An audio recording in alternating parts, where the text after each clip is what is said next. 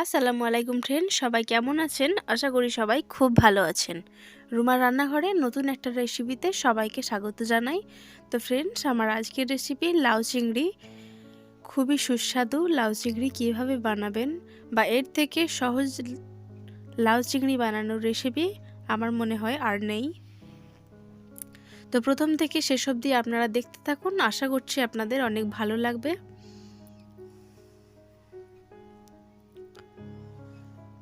তো লাউ চিংড়ি বানানোর জন্যই প্রথমেই আমি একটুখানি আদা কেটে নিচ্ছি। এখানে আমার রসুন লাগবে না, শুধুমাত্র আদা নেব 1 ইঞ্চ মতো, এবং আদাটাকে একটা পাত্রে রেখে দিলাম। এখন আমি লাউটা কেটে নেব। লাউটার খোসা ছাড়িয়ে নিয়েছি আর এখন একটু পাতলা পাতলা করে কেটে নিচ্ছি। আর তারপরে আলুর মতো ছোট ছোট করে কুচি করে নেব। লাউ চিংড়ির জন্য লাউটাকে এরকম পাতলা করে কুচিয়ে নেবেন, তাহলে কিন্তু সেদ্ধ হতেও বেশি সময় লাগবে না, খেতেও কিন্তু খুবই সুস্বাদু লাগে। তো এইভাবে আমি কেটে নিচ্ছি, দেখুন।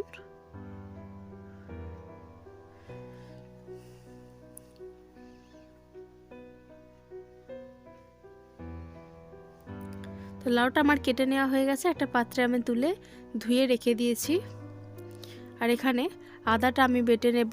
তো তার আগে আদার মধ্যে আমি দিয়ে দেবো 1 চামচ পরিমাণ গোটা জিরে।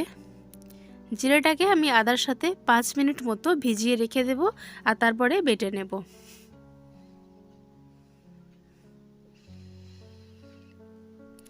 তো এই জিরে আর আদার মধ্যে আমি কিছু মশলা অ্যাড করে নিচ্ছি। নুন, চিনি, হলুদ, লঙ্কার গুঁড়ো, ধনে গুঁড়ো। লঙ্কা গুঁড়োটা ছিল কাশ্মীরি লঙ্কার গুঁড়ো।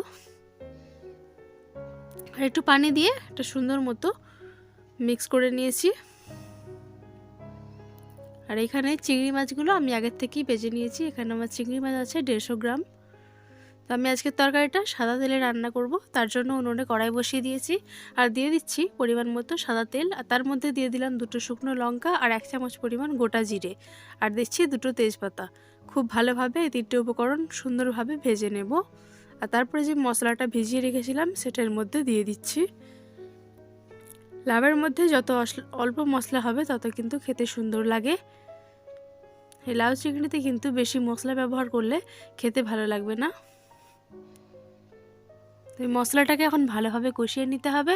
আর তারপরে আমি লাউগুলো দিয়ে দিচ্ছি। এখন মশলার সাথে লাউটা খুব ভালোভাবে মিশিয়ে নেব। খুবই সহজ আজকের রেসিপি, একদমই কঠিন রেসিপি না। লাউ চিংড়ি বানানো যদি এইভাবে করেন তাহলে কিন্তু খুবই সুস্বাদু হয় আর খুবই সহজও হয়। এখন মশলার সাথে ভালোভাবে মিশিয়ে নেব।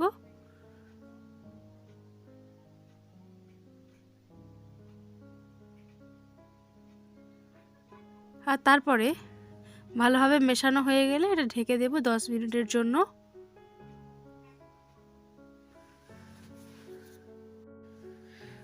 তো 10 মিনিট পরে ফিরে এলাম। এর মধ্যে কিন্তু আমি কোনো পানি ব্যবহার করিনি, নিজের থেকে দেখুন কতটা পানি ছেড়েছে, এবং সেই পানিতেই কিন্তু লাউটা খুব ভালোভাবে সেদ্ধ হয়ে গেছে।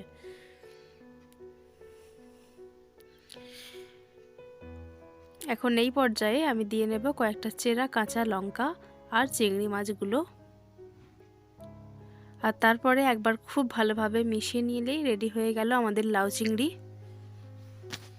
তো ফ্রেন্ডস, পুরো রান্নাটা কিন্তু আমি লো ফ্লেমে করেছি।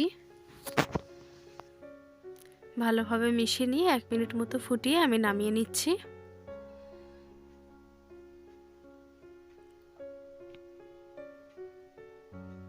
খুবই অল্প মশলায় রান্না এই রেসিপি। দেখুন দেখতে কতটা সুন্দর লাগছে।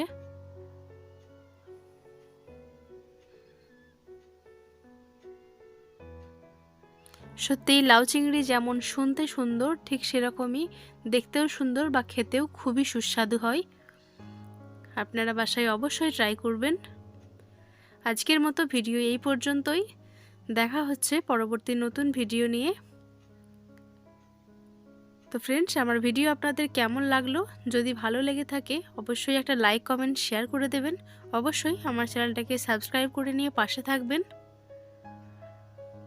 আপনারা ভালো থাকবেন, সুস্থ থাকবেন, সাবধানে থাকবেন আর প্রচুর শেয়ার করবেন।